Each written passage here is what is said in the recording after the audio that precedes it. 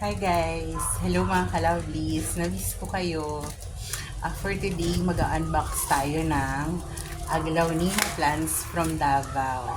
Actually, siguro more than 1 year na akong hindi bumibili ng plants. Ngayon na lang ulit. Ewan ko, bigla akong nakahiligan ulit yung Aglaonema. Kasi before, ang Aglaonema ko is siguro mga nasa 100 plus. Pero ngayon, ano na lang, siguro mga 7 na lang. So, bumili ako ng 6 to add to my collection. Medyo mahirap siya buksan.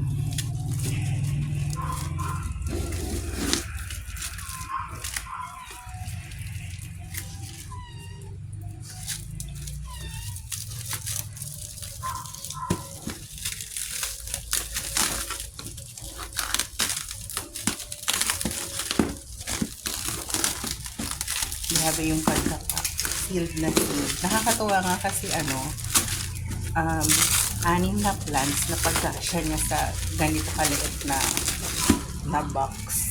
Pero trusted ko na yung seller kasi matagal na akong mo-order sa kanya. Mga nakailang order. Kahapon yan lang to shinip from Davao and I'm from Luzon. Andito na agad. So yun. Nahirap niya buksan na in fairness.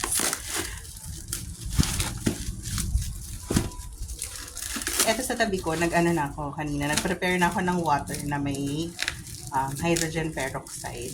Usually, binababad ko muna yung mga plants sa hydrogen peroxide para matanggal yung any fungi or fungus, na meron dun sa plants, if ever man.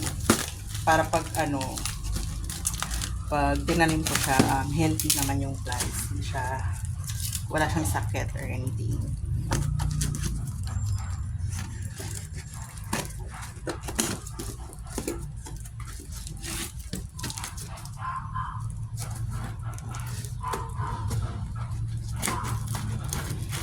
As you can see, pinapaligiran ako ng mga pusa ko. Yung mga pusa ko, mga stray cats na nagpunta dito sa bahay, and then as time goes by, natap ko na lang kasi andito naman sila baby. And kasi, parang I do believe na swerte ang cats. Saka naaawa ako sa mga cats na ligaw. Dito naman sa area namin walang stray dogs, mostly stray cats.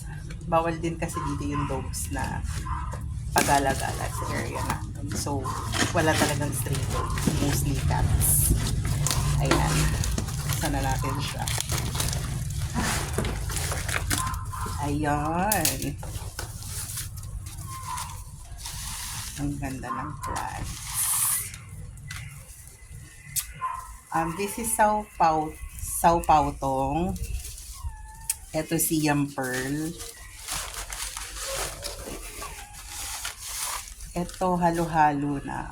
I have 10 carat Aglaonema, 9 carat, and red emerald. Maganda to pag nakapat na. Ayan. This is, wait, hold on. This is red emerald.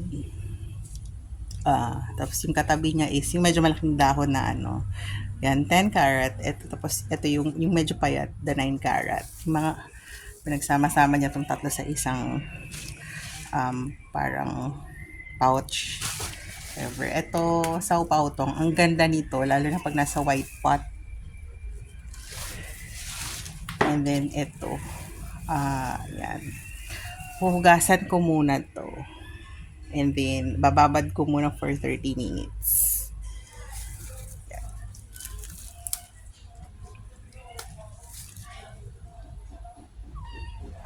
Yun lang guys. Follow for more.